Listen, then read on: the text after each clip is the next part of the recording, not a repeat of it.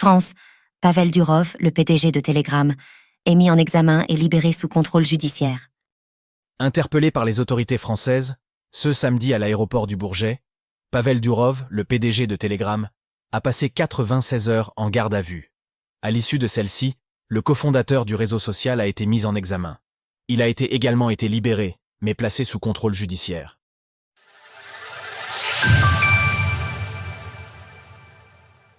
Une mise en examen et une libération sous contrôle judiciaire pour le PDG de Telegram.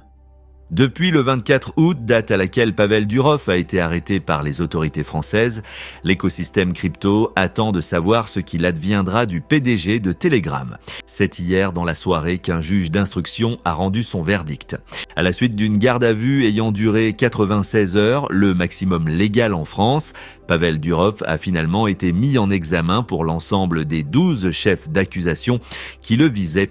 Qui est Pavel Durov, le fondateur de la messagerie Telegram, tant, parmi eux, la complicité d'administration d'une plateforme en ligne pour permettre une transaction illicite, en bande organisée, le refus de communiquer, sur demande des autorités habilitées, les informations nécessaires pour la réalisation d'interceptions autorisées par la loi, ou encore le blanchiment de crimes ou délits en bande organisée.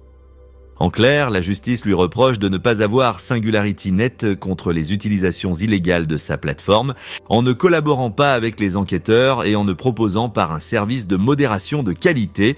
En parallèle, au lieu d'être placé en détention provisoire, Pavel Durov a été placé sous contrôle judiciaire, avec notamment l'obligation de remettre un cautionnement de 5 millions d'euros, l'obligation de pointer au commissariat 2 fois par semaine et l'interdiction de quitter le territoire français. L'avocat du cofondateur de Telegram, maître David Olivier Kaminski, s'est exprimé autour de cette décision qu'il estime injuste. Il est totalement absurde de penser que le responsable d'un réseau social puisse être impliqué dans des faits criminels qui ne le regardent pas, ni directement ni indirectement. Telegram se conforme en tout point aux règles européennes concernant le numérique.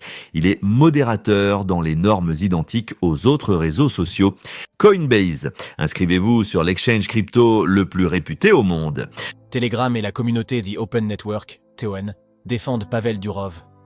Les propos de l'avocat de Pavel Durov restent semblables aux arguments utilisés par Telegram ou encore l'Aton Society, une entité qui cherche à représenter les intérêts de la communauté des utilisateurs de The Open Network, OTAN. Dans une lettre ouverte, l'Aton Society pointait le fait que la messagerie respectait le cadre réglementaire européen et tout particulièrement le Digital Services Act, DSA, une loi qui vise les plateformes numériques utilisées par un grand nombre d'utilisateurs. Également dans l'actualité, la blockchain TON, associée à l'application Telegram, a subi une panne de plusieurs heures. Cette lettre, accompagnée d'une pétition, a été signée par plusieurs millions d'internautes désireux de voir Pavel Durov libéré. Malheureusement, leur souhait n'aura été exigé que partiellement, puisque le PDG de Telegram, placé sous contrôle judiciaire, ne jouira que d'une liberté conditionnelle, dans l'attente d'un éventuel procès. À la vue des chefs d'accusation portés à l'encontre de Pavel Durov, ce dernier risque toujours une peine maximale de 10 ans de prison assortie d'une amende de plusieurs millions d'euros. Cryptost Research, ne gâchez pas ce bull run, entourez-vous d'experts. Retrouvez toutes les actualités crypto sur le site cryptost.fr.